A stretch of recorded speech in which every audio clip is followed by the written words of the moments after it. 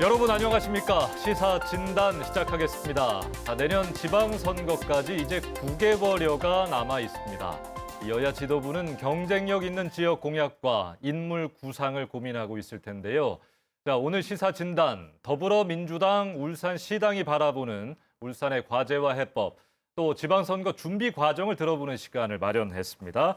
울산 동구 국회의원 김태선 더불어민주당 울산시당 위원장과 함께하도록 하겠습니다. 어서 오십시오. 반갑습니다. 예, 반갑습니다. 네. 작년 총선 이후에 또 이 자리 오랜만에 나오신 것 같아요. 잘 네. 지내셨죠? 막 지금 새롭습니다. 새록새록합니다. 그때 그 예. 긴장감이 느껴지는 것 같아요. 그렇군요. 이 참 초선으로서 의정 활동도 바쁘실 텐데 최근에 책을 내셨어요. 이재명 대통령도 일독을 추천한다라고 또 직접 네. SNS에 쓰신 우리 네. 김태선 의원의 저서 어떤 책입니까? 그 예. 대선 수행실장을 하면서 이재명 대통령 모시면서 느꼈던 부분을 썼고요.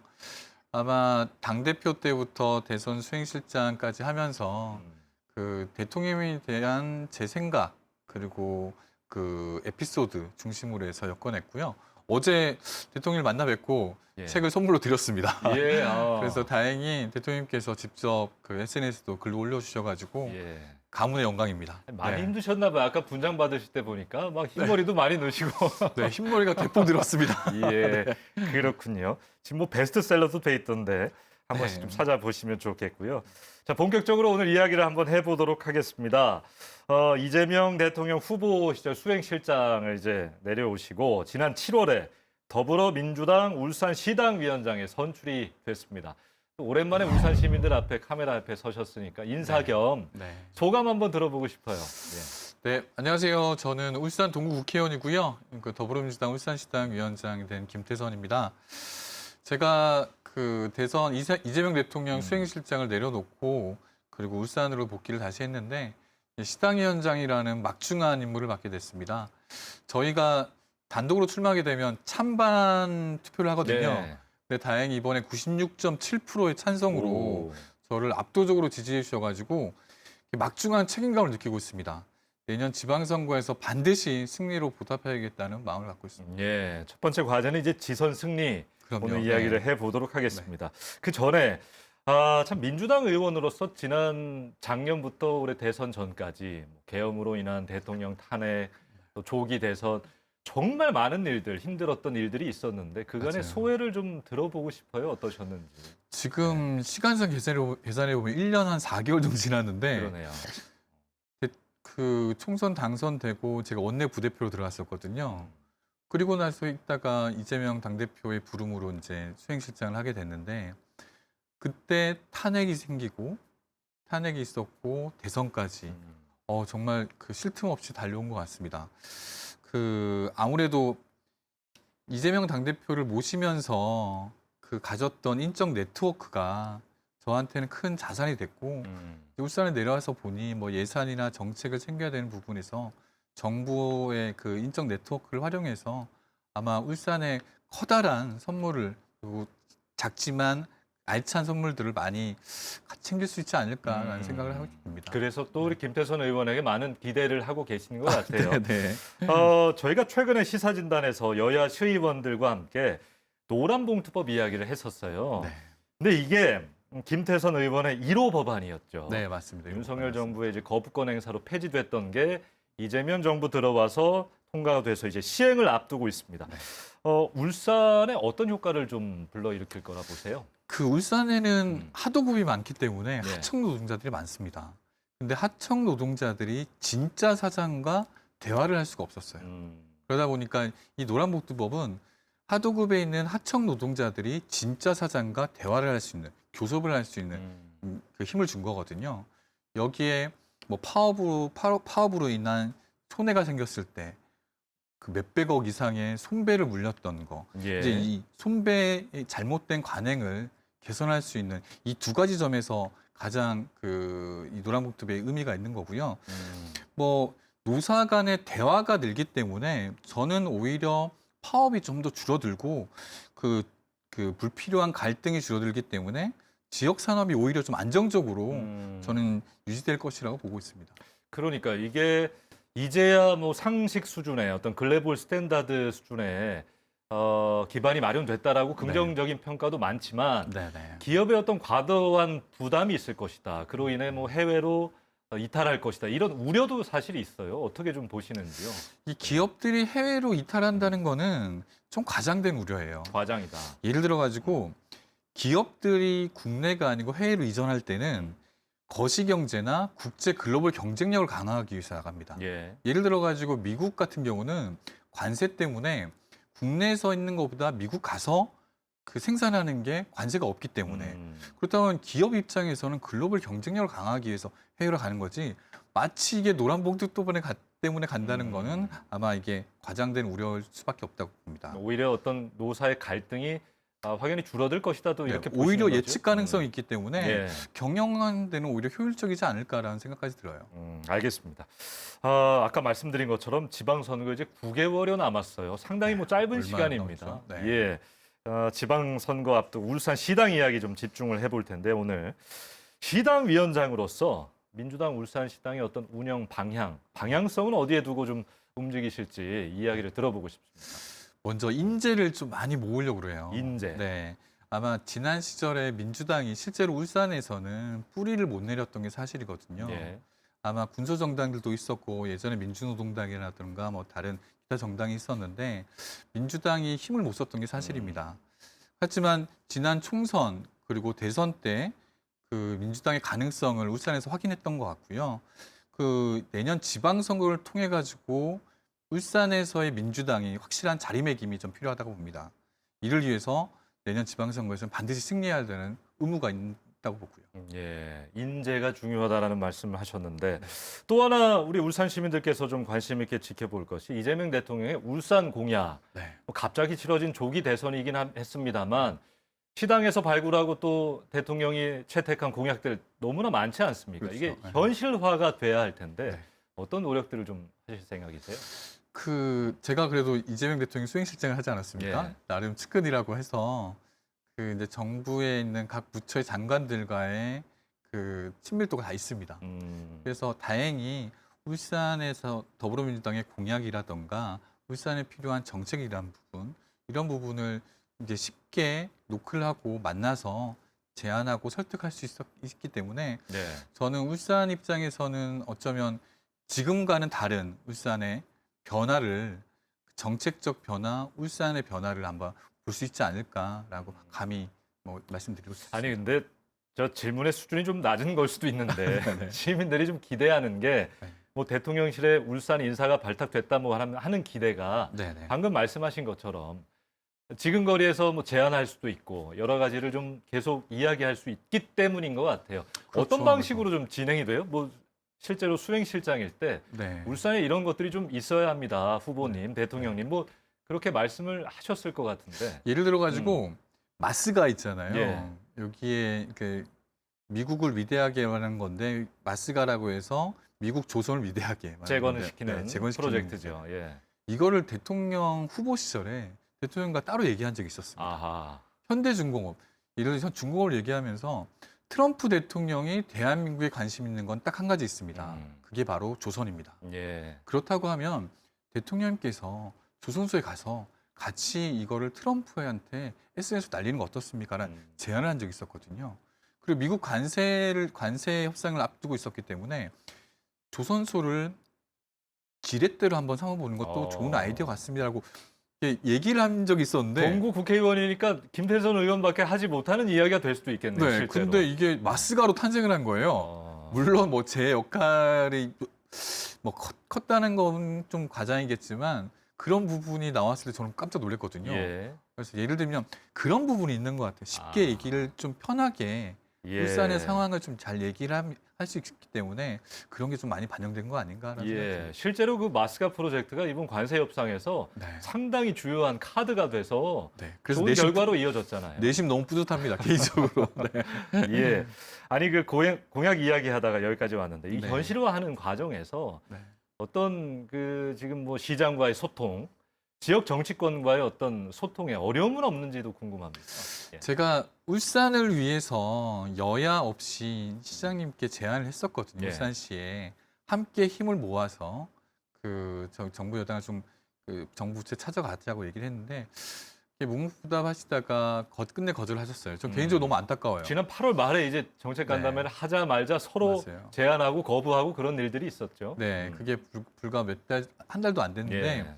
지금도 늦지 않았다고 봐요. 아직 예산 시즌이 돌아오지 않았는데 국감 이후에 바로 예산이 들어가는데 지금이라도 당장 저는 같이 만나서 오로지 울산만 위해서 여야 정쟁이 아니고 울산만 위해서 같이 좀 힘을 합쳤으면 좋겠습니다. 예. 아마 그걸 정부 부처에서 원하고 있을 거라고 저는 보는데 좀 답답한 면이 없지 않아 있어요. 네. 아니 그러니까 국비 확보를 위해서는 그러니까 울산 발전을 위해서는 여야가 없다 이런 말들 네. 계속해서 하고는 있는데 네. 실제로 우리 시민들이 정치권을 바라볼 때는 결과로 나오는 것이 없으니까 이게 내년 지방선거 앞두고 어떤 갈등이 좀 표출되는 거를 시민들이 목격하시고 불안하실 수도 있겠다 싶은데 어떻습니까? 그런 부분이 제일 안타까운 거예요. 네. 저희 입장에서는. 그러니까 내년 지방선거 때문에 이거를 정치 쟁점화시키는 것 같아서 그러지 말고 진짜 울산의 예산이나 정책을 중앙에 실현시키기 위해서는 서로 힘을 합하는 수밖에 없거든요. 예. 그래서 아직까지 저는 시간이 있다고 봅니다. 지금이라도 함께 머리를 맞대고 이 울산의 발전을 위해서 오로지 울산만을 생각한다면 지금이라도 손잡고 같이 올라가야 된다고 보고 있습니다. 다시 만나자 뭐 제안을 해둔 상황입니까? 그럼요. 현재? 네. 기다리고 있는 상황. 맞습니다. 네. 알겠습니다. 지난 이야기 좀 해봤고요. 시당 운영 방향까지 들어봤습니다. 다음으로 넘어가서 이야기 이어가죠.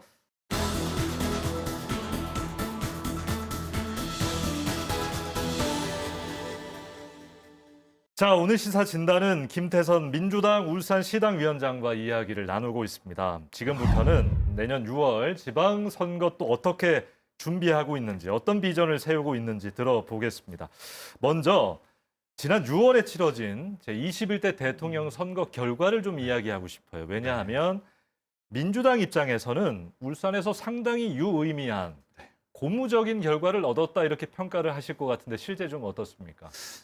솔직히 말씀드리면 좀 더 얻을 수 있었는데 좀 안타깝다는. 조금 아쉬웠다. 좀 아쉬웠고요. 많이 올라왔는데도 불구하고. 그렇죠. 그러니까 저희 지역 같은 경우는 48% 얻었어요. 그리고 예.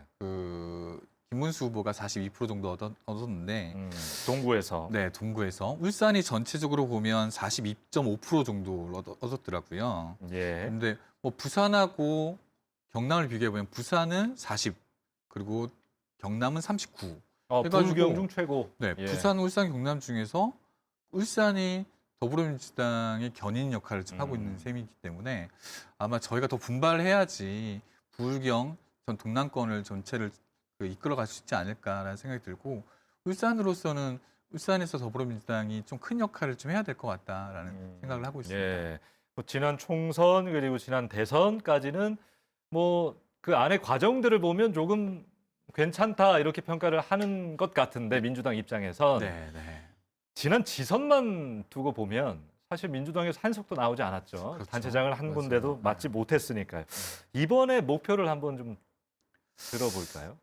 당연히 목표는 전 지역의 승리입니다. 물론 그렇게 네, 말씀하시겠습니다. 전 지역의 승리입니다. 네네. 예. 근데 이게 내년 선거는 만만치 않을 것 같아요. 그럼에도 불구하고. 예. 왜냐하면 울산이 아무래도 보수세가 좀 강한 지역이기 때문에 음.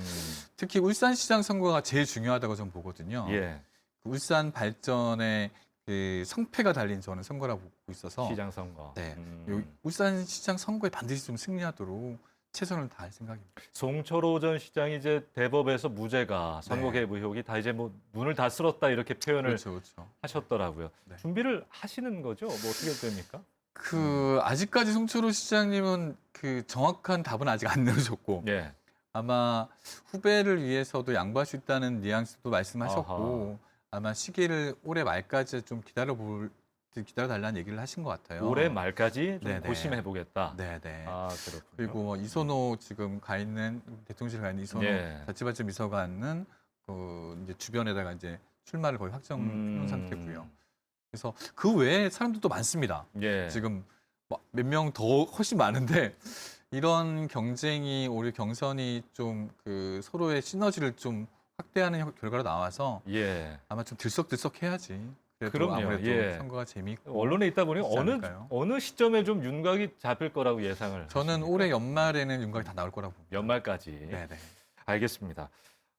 지난 대선에서 사실상 이제 윤석열 정부 심판론이 승리를 하면서 이재명 정부가 탄생한 것인데 그 분위기가 뭐 울산, 부울경 지역, 이렇게 보수 강세 지역에 좀 이어질 거라고 예상을 하십니까? 뭐 실제 어떤 이야기를 좀 하고 계신지 분위기를 공유해 주십시오. 저는 내년 지방선거를 심판론으로 치를 생각이 전혀 없습니다. 오로지 실력으로 치르려고 생각합니다. 예. 그 현 정부가 이재명 정부가 울산에 얼마나 관심 많으신지 한번 생각해 보시면 될 것 같아요. 처음 당선돼서 첫 지방으로 울산을 택했었거든요. 그리고 울산에 부처 장관들, 차관들이 계속 내려오고 있습니다. 예. 아마 오늘도 제가 알기로는 비공식적이지만 산업부 장관이 내려와 있고요. 저희 녹화하는 이 당일 오늘 네, 예. 아마 내려와 있고요. 그리고 뭐 외교부 장관도 얼마 전에 왔었고, 그다음에 그 환경부 장관도 왔었고, 노동부 차관도 왔었고, 그만큼 울산에 관심이 많습니다. 그 왜 그런 겁니까? AI 데이터 센터도 최근에 유치가 됐고 네. 실제로 이재명 대통령이 울산을 뭐 산업 기지로 예전에 네. 그 산업 수도로서의 수도죠. 어떤 네. 위상을 알고 있죠. 네. 인정하고 계속 발전시킬 의지가 있다고 보여. 그만큼 있습니까? 울산이 좀 힘들어진다는 거를 굉장히 네. 가슴 아파하세요. 아, 그러니까 자동차도 그렇고 조선도 그렇고 특히나 석유화학 같은 경우는 지금 엄청 힘든 상황이잖아요. 예. 그래서 오늘 아마 비공식적이긴 하지만 산업부 장관이 와서 만나는 걸로 알고 있는데 울산의 산업이 무너져 가는 거를 가만히 볼 수는 없다는 거죠. 그렇기 때문에 현 정부에서 울산에 대한 애정이 저는 상당히 많다고 보고 있어요. 예, 알겠습니다. 선거에 있어서 이제 어떤 인물이 나오는지 상당히 좀 중요할 텐데 후보 선출 어떤 기준을 아까 뭐 윤곽은 이제 연말쯤 나온다고 했으니까요. 그건 알 수 없지만 어떤 기준에 대해서 궁금해하시는 또 유권자들 많으실 것 같아요. 가장 큰 거는 저희는 이기는 후보를 낼 겁니다. 예. 이길 수 있는 후보를 낼 거고요. 그러려고 하면 뭐 정책적 능력이나 그리고 인지도가 이제 인지도의 측면이 차이가 날 텐데 그래서 제가 주문을 한 게 한 두 가지 있습니다. 제일 첫 번째는 아침 저녁으로 인지도 높이기 위해서 피켓팅을 해달라. 주변 사람들 그리고 주민들과 계속 만나라. 그리고 얼굴을 알려라. 이게 첫 번째 인지도 높이는 거고요. 두 번째는 정책입니다. 민원을 가져와라. 민원을 해결하지 못하더라도 민원을 가져와라. 우리 당에서 해결하겠다. 민원을 발굴하고 민원을 찾아오면 그게 정부 여당, 특히나 그 더불어민주당이 할 수 있는 일이라고 저는 보기 때문에 민원을 해결 안 되는 민원을 가져오십시오. 그러면서 정책을 발굴하십시오. 이 두 가지로 저희는 그 이길 수 있는 후보를 발굴해낼 생각입니다. 예. 참 이게 이길 수 있는 후보가 누구인가? 네. 라는 이야기를 할 수밖에 없는데 이게 민주당 시당 입장에서는 또 가슴 아픈 이야기일 수도 있고 이건 국민의힘도 마찬가지입니다. 네. 울산 유권자들 늘 하시는 말씀 있잖아요. 또 나왔어? 그렇죠. 네. 그러니까 뭐 과거 자꾸 패했던 인물이 또 나오면 그게 과연 이길 수 있는 후보인가라는 반문을 하게 되고 아까 인재 발굴도 뭐 중요하다 말씀하셨는데 우리 의원님 본인도 새 인물이기도 했고 그러니까 그런 거에 고민을 좀 많이 하실 것 같아요. 좀 어떠신지. 이게 아무래도 약간 딜레마는 있습니다. 예를 들어서 새로운 신인이 나왔을 때 참신함은 있지만 인지도가 떨어지면 또 당선되기 힘들거든요. 예. 그러다 보니까 적정한 균형이 좀 필요해요. 그래서 계속 지금 피켓팅도 하고 사람 계속 만나라고 얘기를 하는 예. 거기 때문에 그렇다고 예전에 경험 있는 인물들을 다 내칠 수는 없다고 봐요. 그 경험과 경륜은 당연히 당에서 모셔야 되기 때문에 그런 부분과 참신함이 좀 결부돼서 합쳐져서 그 새로운 인물들이 좀 많이 나올 수 있지 않을까 생각이 됩니다. 예. 알겠습니다. 그 큰 선거를 치르고 나면 항상 많은 분들이 이런 얘기 하십니다. 대한민국 양당 체계가 맞아요. 이번에도 부서지지 않았구나 이런 말씀하시고 특히나 울산은 뭐 노동자 표심도 많고 북구와 동구가 지금 진보당 국회의원 단체장 네. 이렇게 또 배치가 돼 있기 그렇죠. 때문에 어떤 소통이 더 중요한 지역이기도 하고 네. 군소정당과의 어떤 호흡, 소통 좀 어떻게 풀어가실 생각이신지도 들어보겠습니다. 뭐 제 개인적 소신이긴 하지만 저는 양당제가 아니고 민주주의가 발전하기 위해서는 다당제가 된다고 생각하거든요. 군소정당도 저는 양당을 견제하기 위해서 반드시 필요하다고 생각을 해요.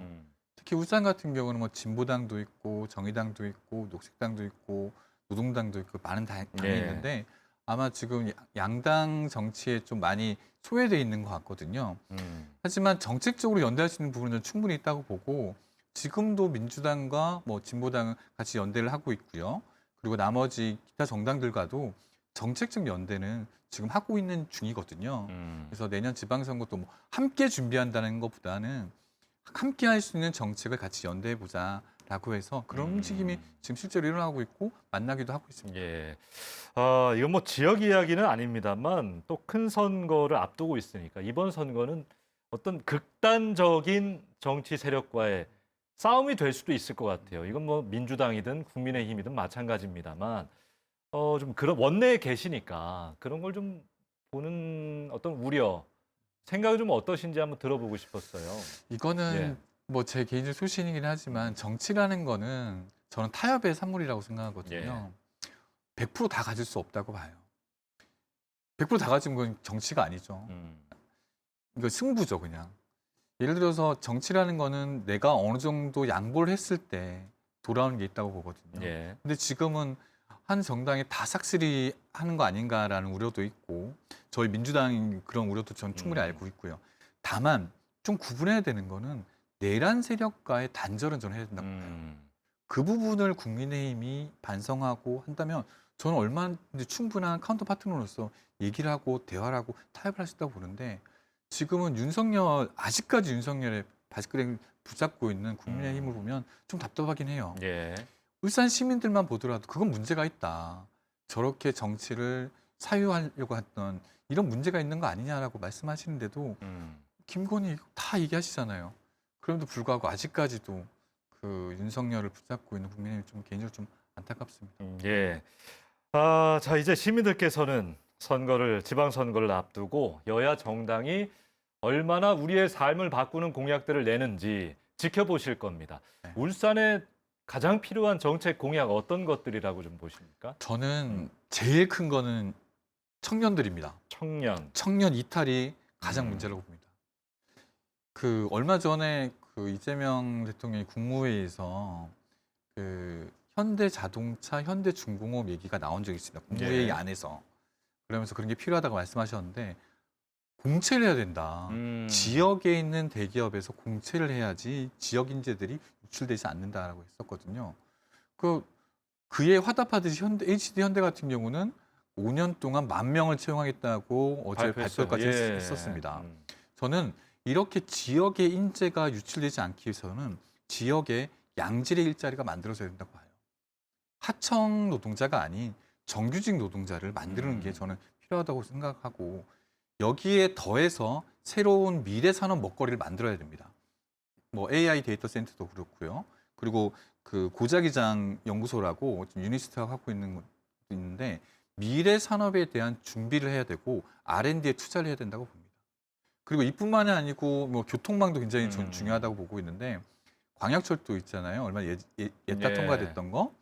부산, 양산, 울산을 잇는 그 광역철도가 대통령 공약이었죠. 네, 예. 다 통과됐고 음. 여기 이제 트램까지 들어오고 또 추가로 생활 인프라도 굉장히 중요한데 뭐 공공의료원 같은 경우는 저희 공약입니다. 공공의료원도 들어오고 생활 인프라도 충분히 해가지고 청년들이 이탈하지 않고 청년들이 이 지역에서 결혼하고 애도 낳고 부모님도 봉양하면서 이렇게 사는 게 어쩌면 제 개인적 바람이고 네. 울산을 위해서는 청년들이 많이 모일 수 있는 그런 환경을 좀 만들고 싶은데 예.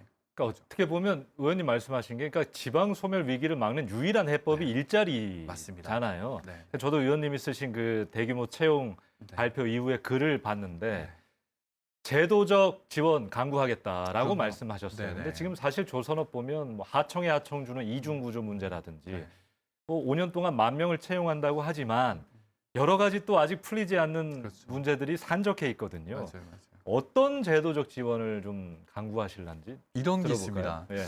지역의 청년들을 채용을 하게 되면 저는 정부에서 인센티브를 줘야 된다고 봐요. 왜냐하면 지금 당장은 이주 노동자 외국인 채용하는 게 훨씬 싸거든요. 근데 기업 입장에선 기업은 이윤을 추구하는 집단이기 때문에 청년 내국인을 채용할 이유가 별로 없습니다. 예. 그렇다고 하면 과감한 인센티브를 저는 줘야 된다고 보고 그 예산이거든요. 그 뭐 세금도 깎아주고 아니면 그 돈도 일정 부분 지원할 수 있는 그런 법안도 좀 만들 수 있다고 보고 그래서 현대중공업과 지금 얘기를 하고 있거든요. 그래서 많은 사람들이 외지에 있는 청년들도 울산을 좀 찾게끔 그렇게 하려고 법도 개정하고 그다음에 추가적인 예산도 지금 마련하고 있습니다. 예, 울산의 현안이기도 하고 동구의 또 현안이기도 하니까 네. 의원님 앞으로 잘 챙겨주시기를 바랍니다. 이제 마무리를 좀 해야 할 시간인데 벌써요? 네, 빠르죠? 길지가 않아서 시민들의 이제 마음을 얻어야 할 겁니다. 울산시당 마지막으로 시민들께 전하는 말씀 들어보겠습니다. 네. 제가 당선된 지 이제 1년 4개월이 지났습니다. 그리고 이재명 정부가 탄생한 지 4개월 채 안 됐고요. 울산의 변화를 실감하십니까? 울산이 바뀌기 위해서는 정책이 바뀌어야 되는데 정책이 바뀌기 위해서는 정치가 바뀌어야 됩니다. 그 정치를 바꾸고 있는 중이라고 봅니다. 진짜 대한민국, 진짜 울산을 만들어 가겠습니다. 시민 여러분들이 직접 체감할 수 있는 그런 진짜 울산을 만드는 데 일조하겠습니다. 지켜봐 주십시오. 예, 직접 체감할 수 있는 변화를 보여드리겠다 이야기를 했습니다. 자, 오늘 김태선 민주당 울산시당위원장과 함께했습니다. 고맙습니다. 감사합니다. 자, 울산의 민심은 어디로 향할 것인가? 이 지역을 얼마나 세심하게 바라보고 시민 곁에 더 누가 가까이 다가가는지에 달려 있을 겁니다. 울산의 더 나은 미래를 위해 여야 모두 정말 시민의 삶이 바뀌는 정책, 꼭 필요한 임무를 고민해 주면 좋겠습니다. 시사진단 여기서 마칩니다. 여러분 고맙습니다.